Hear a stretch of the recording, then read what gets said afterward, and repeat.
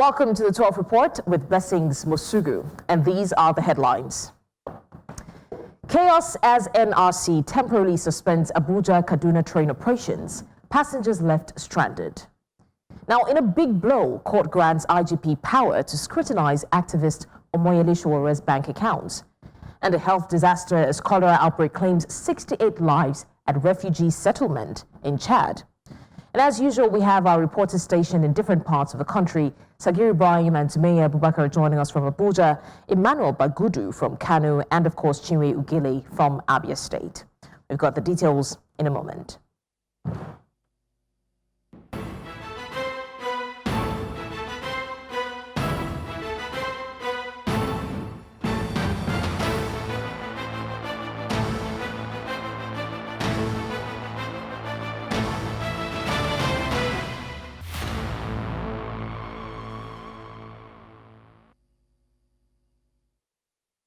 Now to the stories. Following a train mishap that left some passengers wounded, the Nigerian Railway Corporation has suspended train operations on the Abuja-Kaduna route till further notice.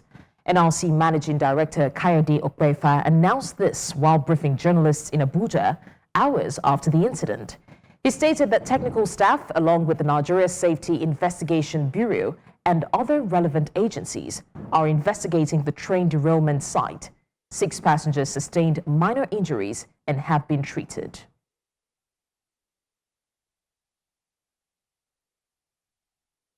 Standing by for updates on this news is Emmanuel Bagudu, my colleague who has been following this story up close.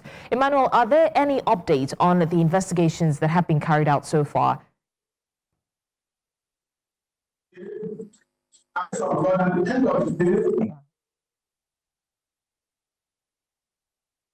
Crew members, of course, passengers, including crew members.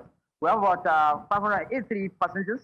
Then all together, put together with the crew members, makes it a total of 618 persons who were evacuated, who were discovered to be evacuated from that particular train mishap. Then, of course, the latest is the fact that incidences of injuries, is on the high rise. Of course, we have a lot of people, passengers who have resorted to treating themselves at home. But of course, the ones on record that are being treated by the NRC in the hospital are 6 in number.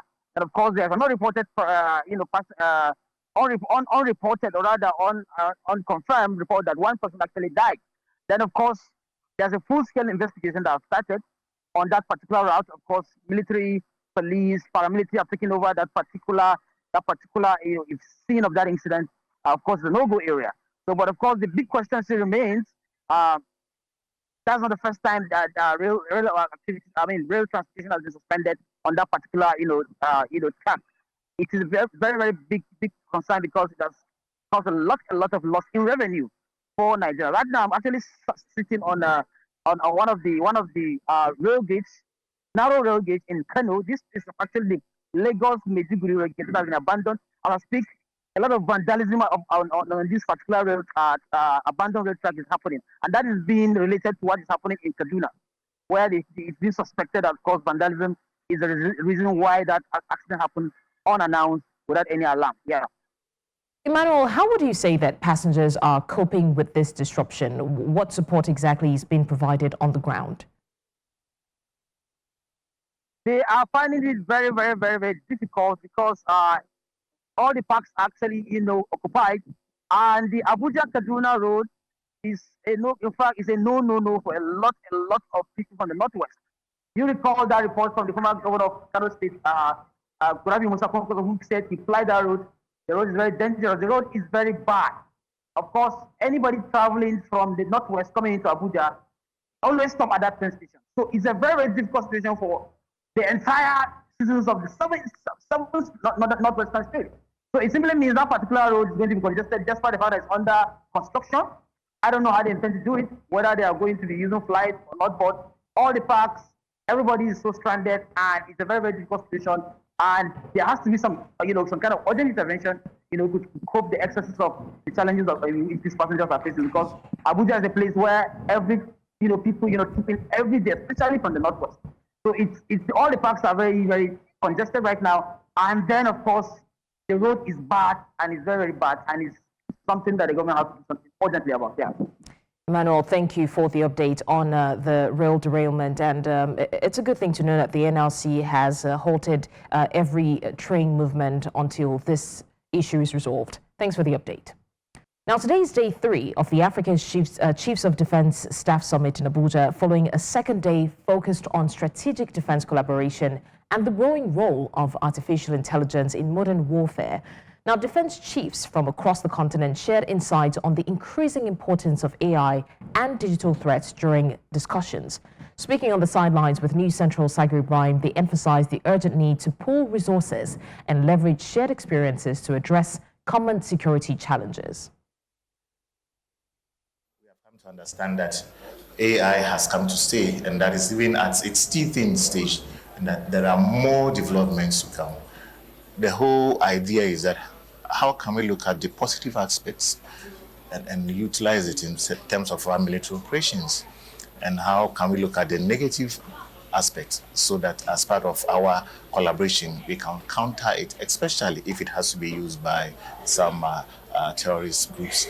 But AI has come to stay. It's in every aspect of our lives, and the military and the security setup cannot shy away from it. The world has become a global village. The warfare state is changing. We've been talking about the normal foot soldiers against normal foot soldiers, or armor versus armor. Now we talk about even the introduction of drones. So the technology, artificial intelligence is coming in. So there's a lot that we have to learn from one another. The only approach for me is in this type of platform where we change, exchange knowledge, and then we have also to set up in our respective country or regions early warning systems. The African continent must collaborate with other African countries to get the problems solved. And I often say that most of the problem is uniform to every African states. So they need to put their resources together, put their efforts together, and that's only resources and leverage on those issues that they can't handle, so other African countries can help them to handle it, and we are better to make sure to get these things solved. And I think Nigeria is in the right direction by offering this platform for us to come here and meet and have the discussion. News Central Sagar Ibrahim joins us live now from the venue of the summit. Sagar, it's day 3 of the summit, and I know for a fact that the Vice President Kashim Shettima had also mentioned the need to stop being heavily dependent on technology from the West. It's time for us to start being creators as much as we are consumers. What other resolutions have been made so far? All right, Sagar Ibrahim, unfortunately, we're unable to hear you at this time, but we'll definitely circle back to get more information on the summit as it progresses. Some good news, though, as the National Security Advisor has officially handed over 128 kidnapped victims rescued in Zamfara State to their families during a ceremony in Abuja. The victims, including men, women, and children, were freed in 2 separate security operations in Kaura and Namoda. Authorities dismissed reports that 35 of the captives were killed before the rescue. Officials confirmed all survivors received immediate medical care and trauma support under the coordination of the Office of the National Security Advisor. One child, however, died from illness and exhaustion, while a rescued woman gave birth prematurely.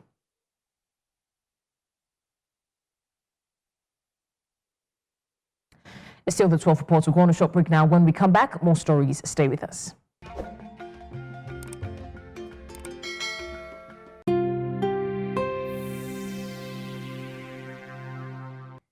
It's still the 12 reports, and we told you earlier that the National Security Advisor has officially handed over 128 rescue victims in Zamfara State. A bit of goodness there. We have our correspondent, my colleague Sumaya Bakar, who has been covering the story and is currently giving us updates on that. Sumaya, we understand that 128 victims of kidnapped victims have been rescued and now have officially been handed over.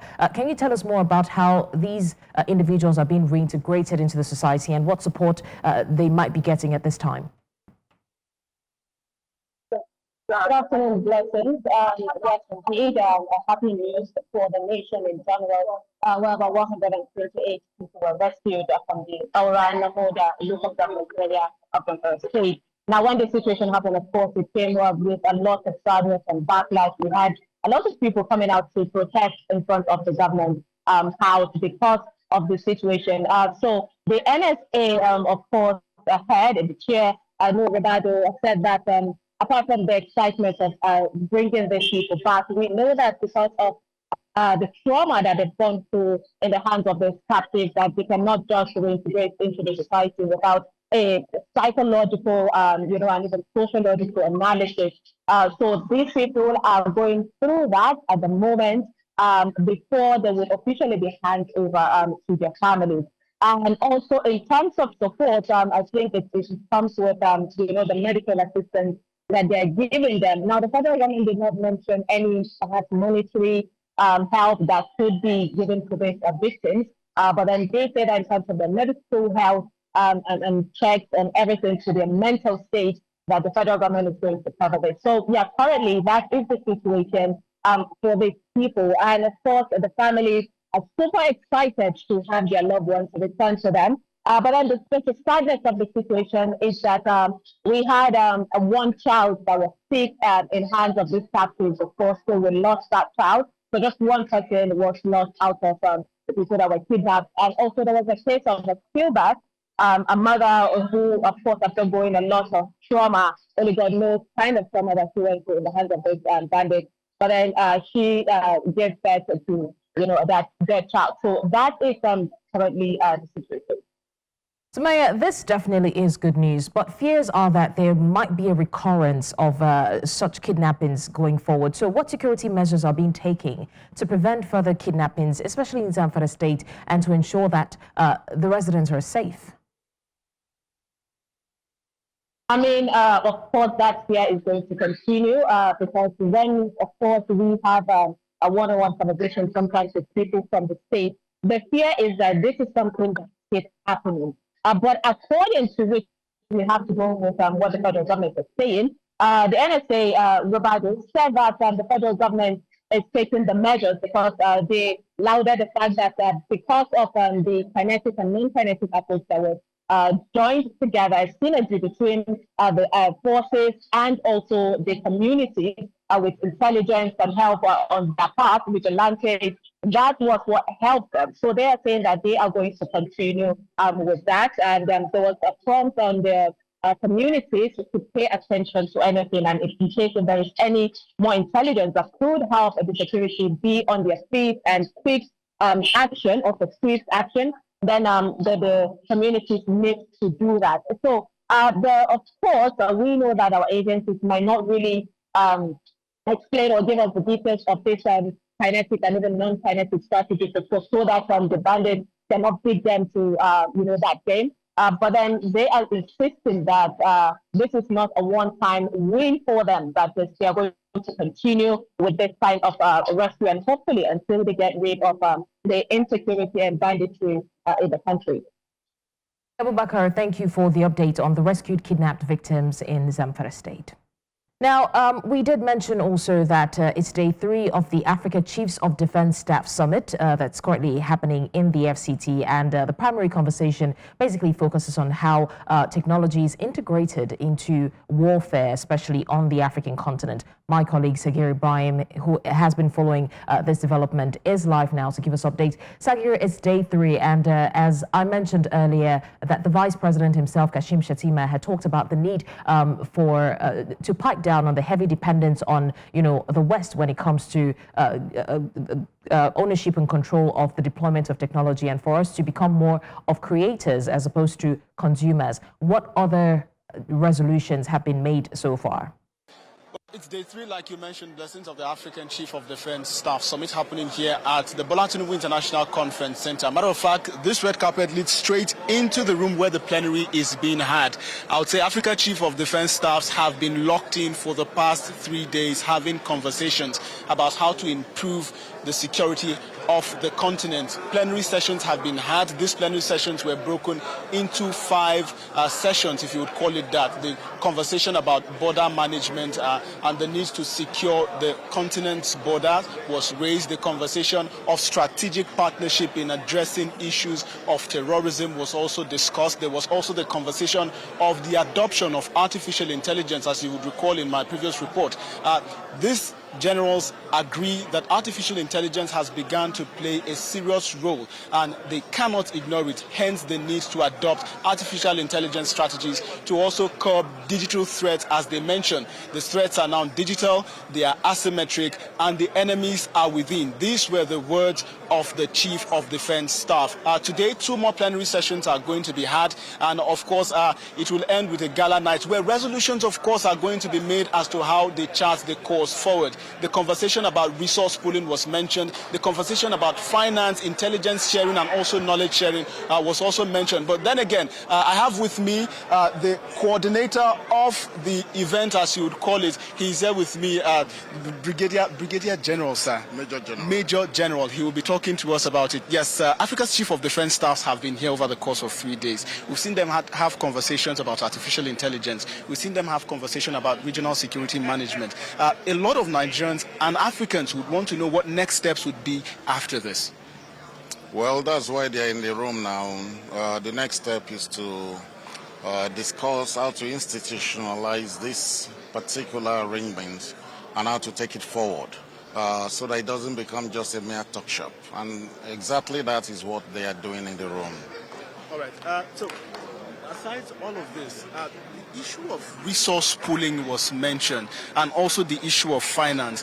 What should Africans expect? Because I know this is not going to be a cheap venture. My dear, I won't speak for the chiefs of defense staff. They will speak for themselves. It's their call, it's their baby, it's our continent anyway. And but they have done well to come forward, to take it seriously, and to discuss security issues across the continent. As you know, we are having quite a lot of challenge at this time, and no better time, all right, to sit down and fashion out how we can collaborate. You know, you can see the theme of the entire event is about collaboration, collaborating across borders, across the entire continent, so that we can push, you know, our future and the future of our children collectively. I think that's about it. Thank you. All right, take care. There you have it from the coordinator. So African Chief of Defense Staffs are having this conversation, and then hopefully Africans would begin to see actionable steps taken to address border security, address issues about terrorism, issues about piracy, banditry, and all of the conversations, some of which have now gone digital. Back to you in the studio. Blessings. Thank you so much, Sagir Ibrahim, for the update. Emphasis there on actionable steps, and I'm sure that News Central will keep the viewers updated on the conclusions that are made from the summit. The Federal High Court in Abuja has ordered 6 banks to provide the Inspector General of Police with full account details and transactions of activist Omoyele Sowore covering January 2024 to date. Justice Emeka Nwite granted the order following an ex parte application by the IGP's lawyer, Wisdom Madaki.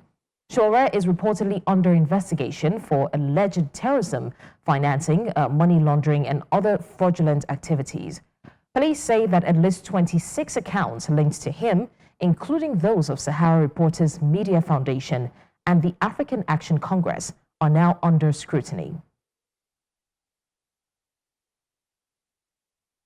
Meanwhile, Amnesty International has condemned Nigerian authorities over what it calls the persistent harassment of activist and Sahara Reporters publisher Omoyele Sowore.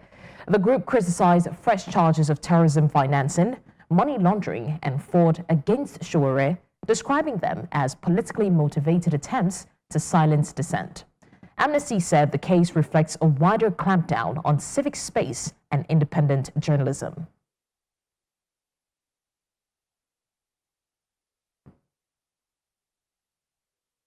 To Abia State now, where delegates from the various pressure groups of the Trade Union Congress in the state have gathered in Umuahia to elect a new chairman and executive officers. The incoming leadership will steer the affairs of the state for the next 4 years. This conference marks the transition from the caretaker committee which was set up following the expiration of Ihechi Inugue's tenure. By the end of the event, a new leader is expected to emerge to take the helm of the Abia State TUC. News Central's Chinwe Ugele now joins us on the to give us more updates on this. Chinwe, how will the newly elected leadership affect the affairs of the TUC?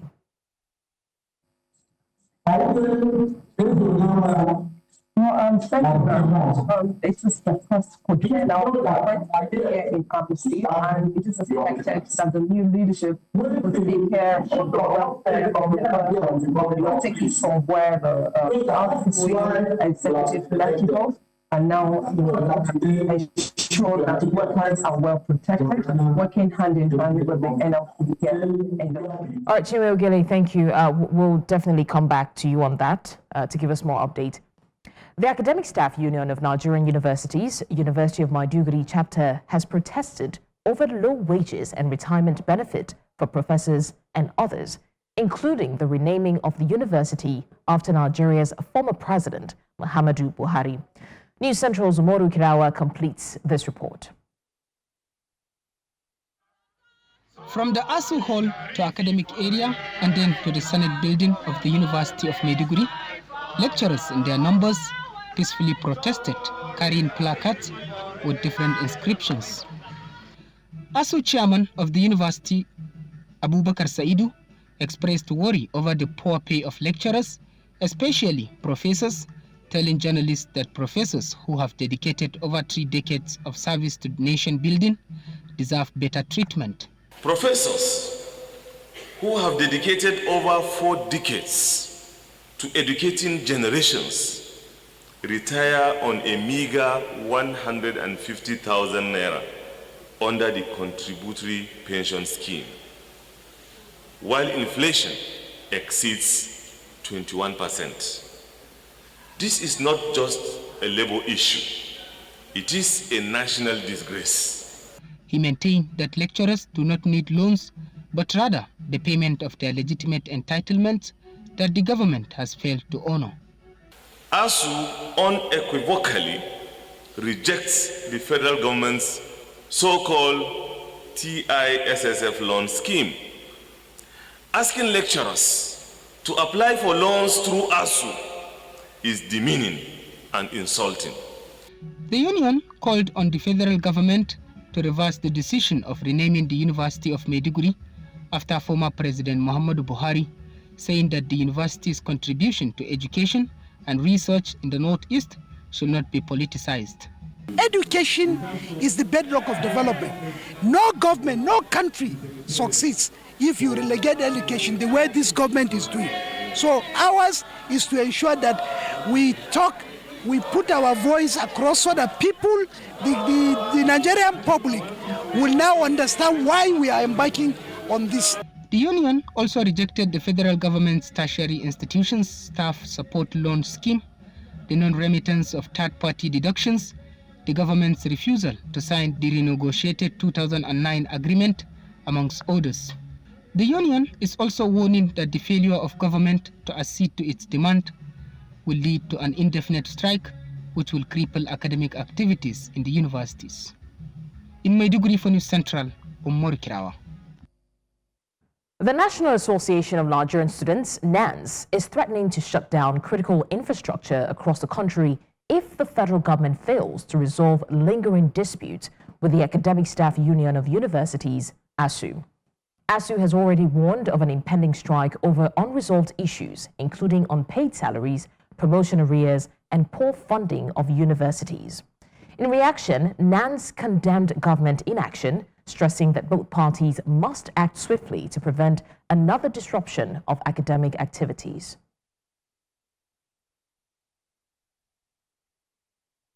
The Assistant Secretary General of NANS, Comrade Adejuwon Olatunji, joins us now on the news to shed more light on this. Comrade, can you explain to us what particular kind of infrastructure is ASU planning to shut down? ASU announced. I beg your pardon. Thank you. Thank you very much. The infrastructure we are talking about ports, the ports NPA, Nigeria Ports Authority, and some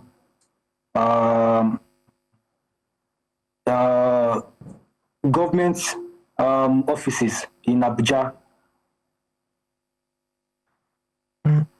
So how exactly would you say that NANS plans to ensure that the threat of shutdown does not escalate into violence or chaos? Because I don't, it's one thing to shut down, infrastructure, but it's another to do it in a very peaceful and calm manner that it doesn't escalate into violence.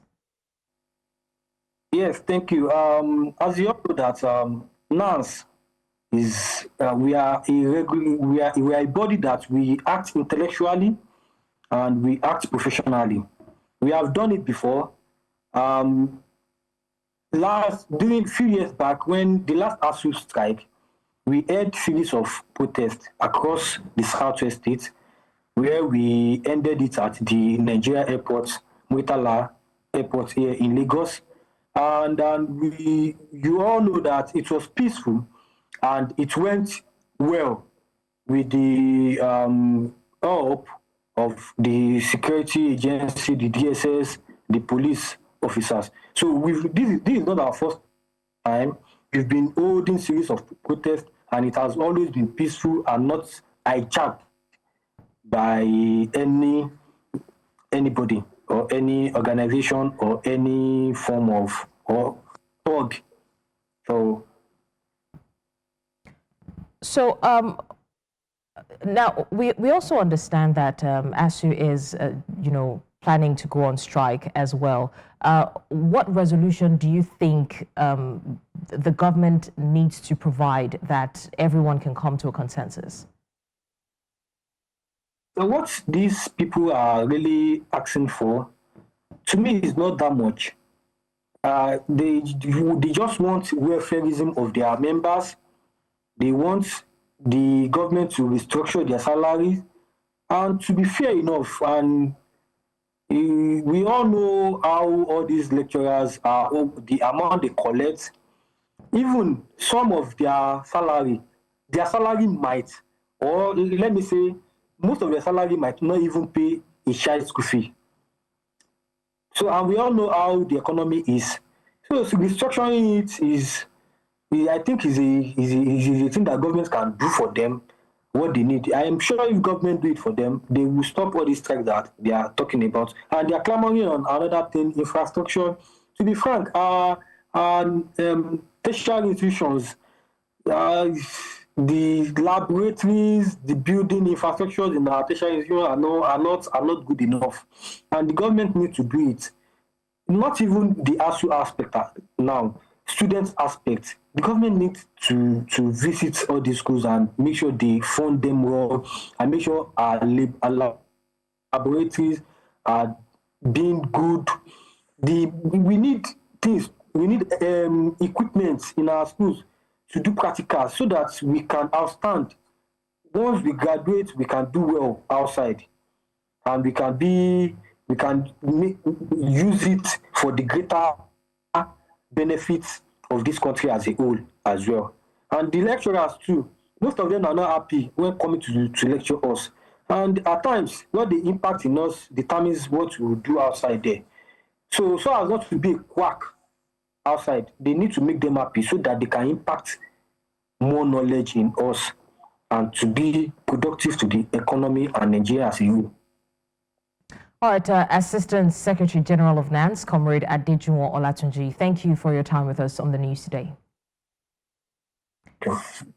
Still talking education, the National Examinations Council has announced it will phase out paper-based testing and fully adopt computer-based examinations starting with the November-December 2025 SSC external. The move follows a federal government directive mandating that by 2026, all WAEC and NECO school-based exams transitioning to CBT. To ensure smooth rollout, NECO has released strict requirements for accredited centers. Each must provide at least 150 functional computers with 10% backups, standard cubicles, CCTV surveillance, and reliable internet. Other conditions include dedicated CBT halls, robust servers, a 40 kVA generator with UPS or inverter backup, air conditioning, fenced premises, toilets, and holding rooms. Let's talk a bit of politics now. Members of the Benue State House of Assembly have dismissed suggestions of chaos in the chamber.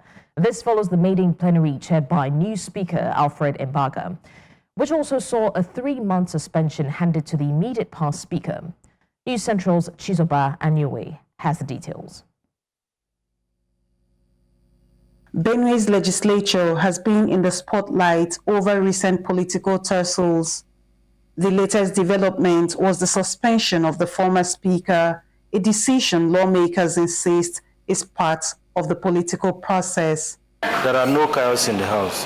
On the day when his resignation letter was read on the floor of the assembly here, it was in a very peaceful atmosphere. There was no rowdy session, there was no shouting. And for you to know the unity among members, only one person was nominated and the entire members supported.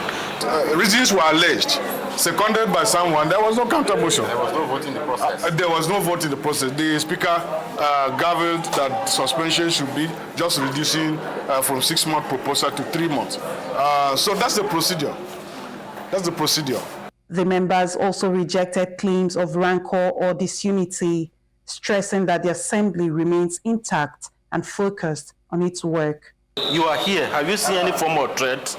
There are no people, there is no act of hooliganism, there is no threat to peace at all here. Have you seen some of the people that you have here, the members, they have police personnel attached to them. Have you seen any member with a policeman?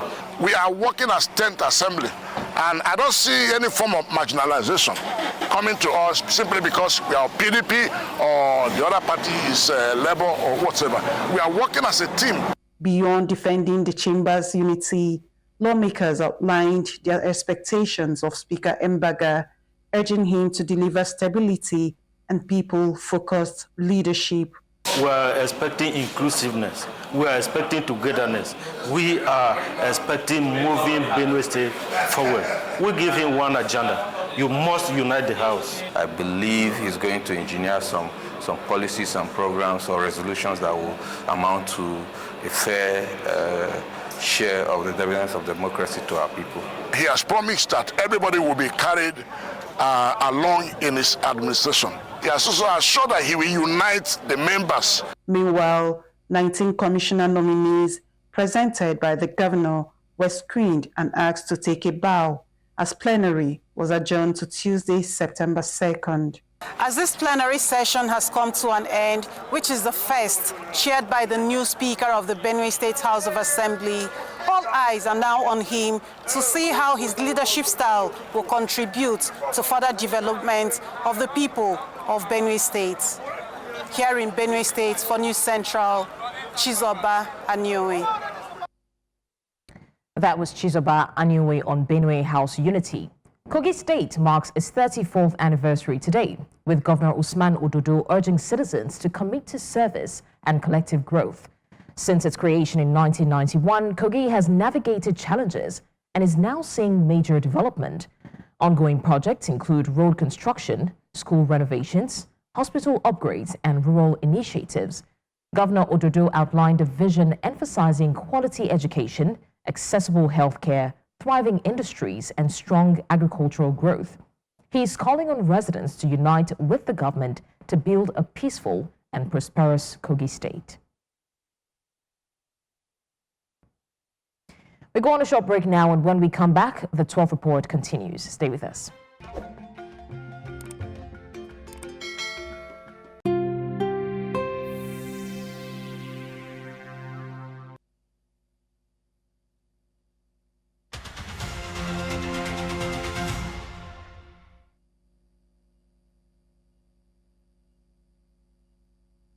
And to business, stakeholders in industry, trade and development are set to gather for the West Africa Sustainable Industrial Revolution Summit, themed Accelerating West Africa's Sustainable Industrial Revolution for Economic Prosperity. The press conference is ongoing ahead of the summit. Organizers said the event will provide a platform to strategize for sustainable industrialization, trade growth and grain innovation across West Africa. Among the dignitaries expected are Senator John Owan Eno, Minister of State for Industry, Trade and Investment, senior executives from corporate sponsors, leading industry associations, as well as development partners and trade agencies. News Central's business correspondent Chamun Debeng is attending the press conference and gives us updates. Chamun, what is the detail of the conference so far? Right, so a lot of the conversation was based on improving Nigeria's manufacturing sector. Recently, we're seeing a lot of improvement in Nigeria's macroeconomic industry.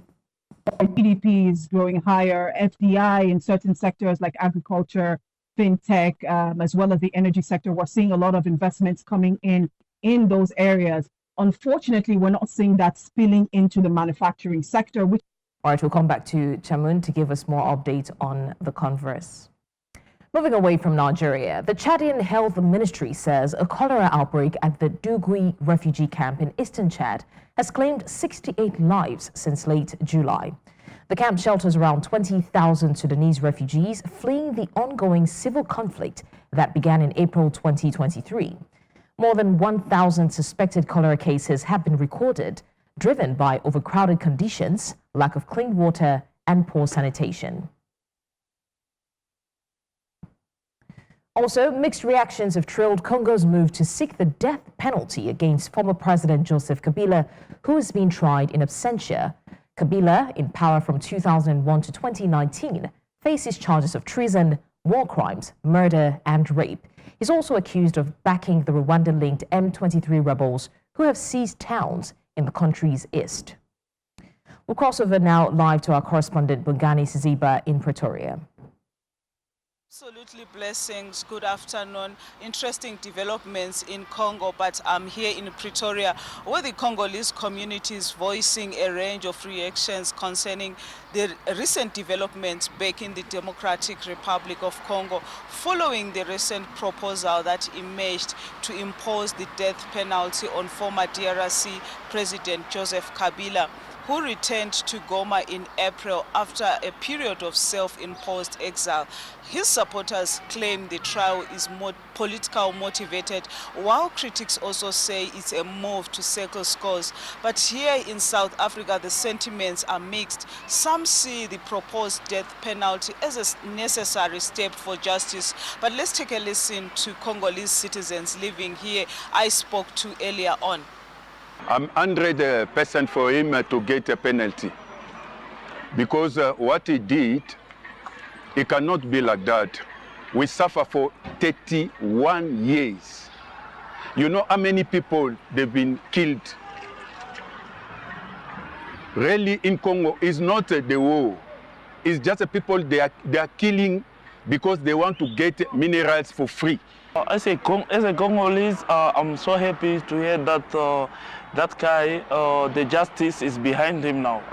I'm very happy. Besides that, they've been killing one of our brothers and sisters, so you know, it's very hateful. Unfortunately, he joined the rebellions, which means he violated the rules of law. Hence, he was called to our justice. Unfortunately, he didn't present himself. As we stand, the justice did follow all the procedures. If all the procedures of law were followed, I won't be against what will be decided.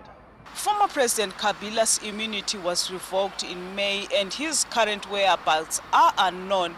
And last year we know that our Congolese president, that is Felix Tshisekedi, accused Kabila of backing rebel groups and allegations that Kabila denied. Interestingly, the DRC lifted the death penalty last year, though no executions have taken place since then. This move has sparked debate within the country about justice, reconciliation, and also the future of Congolese democracy. But some citizens here hope for a peaceful resolution. Let's take a listen to what some citizens had to say again. I understand, but as a Congolese who want true justice, we can. This guy ruled Congo for more than 18 years, which is about 2 decades. So how come this trial will go? How long did it take? I think 2 months or 3 months, and then boom, we jump to conclusion already. No, we have to listen to the guy. As tensions rise back in the DRC, the Congolese community here remains deeply divided, mirroring the complex political landscape of the DRC itself. We'll continue to follow these developments closely. For now, it's back to you in the studio. Thank you, Mbongani. Ukrainian authorities have confirmed that Russian forces crossed into the eastern region near the Donetsk front. Kiev, however, rejected Moscow's claims of capturing 2 villages, insisting that intense fighting is still underway. Russia has repeatedly asserted territorial gains in recent months as part of its wider push to penetrate deeper into Ukrainian-held areas. For News Central, senior international correspondent Afia Hagen has the details of this and is standing by live now to give us more updates. Afia, can you tell us what is the latest on the Russian offensive? Well, yes. This is going to be seen as a real blow inside the Ukraine if it's proven that it's true that Russia has taken control of these 2 villages in this eastern region. Ukrainian battlefield analysts said that these 2 particular villages in this eastern region have been taken. It's the first time a battlefield monitor has reported Russia taking control of settlements in this particular region. There's been images claiming to show Russian troops inside this region also. Why this will be so particularly damaging is it would be another swathe of land, of area in Ukraine that has been taken by Russia, and this would be a real blow to Ukrainian morale right now.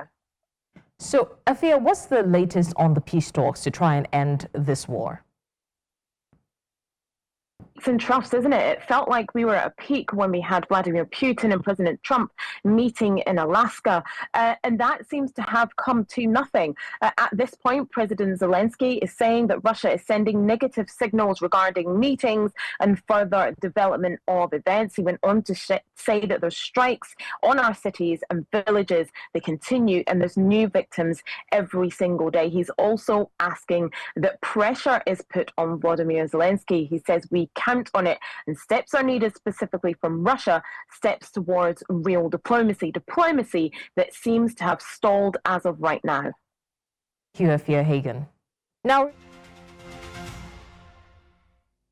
remember when some of our parents said, if you don't become a doctor, engineer, lawyer, you've wasted the money we spent on your schooling? Well, now they've secretly started praying that their child becomes the next Rema or the next Davido. But we're missing something massive. You see, every generation gets sold the same line, that success only comes dressed in certain clothes. Yesterday it was crisp lab coats and legal briefs. Today it's designer trainers and influencer perks. But whilst we're all chasing the glittery stuff, there are people out there getting their hands properly dirty, and I mean literally, and making millions out of it. The numbers don't lie. Farming isn't just about growing vegetables for the local market anymore. Crop and livestock farming contribute nearly 30 to 40% of many rural households' income, whilst poultry production alone accounts for up to 33% of income diversification amongst farmers in southwest Nigeria. Now, as of the first quarter of 2025, you see farming, forestry, and fishing employ 30.5% of Nigeria's workforce and contribute significantly to the economy, yet they get less shine than startups. Here's where it gets interesting. A 2025 study shows rural youth combining farming with non-agricultural ventures, tailoring, crafting, agro-allied services, are significantly boosting their total household income, plus their food and non-food consumption. Diversification equals upward mobility. But somehow we've convinced ourselves that success only comes with a blue tick and viral content. Don't get me wrong, tech, music, and influencing are brilliant moves.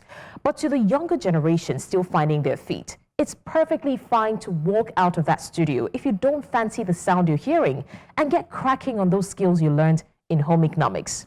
Tech is cool, music, powerful, influencing, lucrative. But let's not forget the hands that feed us, that clothe us, that build what tech runs on. To the young generations, wondering if their trade skills still matter. Yes, they do. Maybe it's time Nigeria properly invests in its technical and vocational education sector. Because while some are chasing blue ticks and viral moments, which isn't wrong, others are quietly building wealth with soil under their fingernails. And that's your postscript. Well, that said, it's time to take a look at what's happening in the sporting world. The Super Eagles have been dealt a huge blow just weeks before the crucial 2026 World Cup qualifiers. Let's hear from Onyechi Obaru. Onyechi, are you ready for us? Yes, indeed, I'm ready. Blessings is not the kind of news we want to hear, as the Super Eagles are in a very dire situation to qualify for the 2026 World Cup. The news about Stanley Nwabali would give you developing stories on that on In the Game. Of course, win some, lose some. Stay tuned for In the Games for more on this. And remember, you may send your eyewitness report to the WhatsApp number on the screen. We want to see what you see. And do well to follow us across all socials. We are at News Central TV. You can watch us live on DSTV channel 422, Star Times channel 274, GoTV 23, Avo TV, and of course, live on YouTube. Many thanks for watching. I'm Blessings Osugu.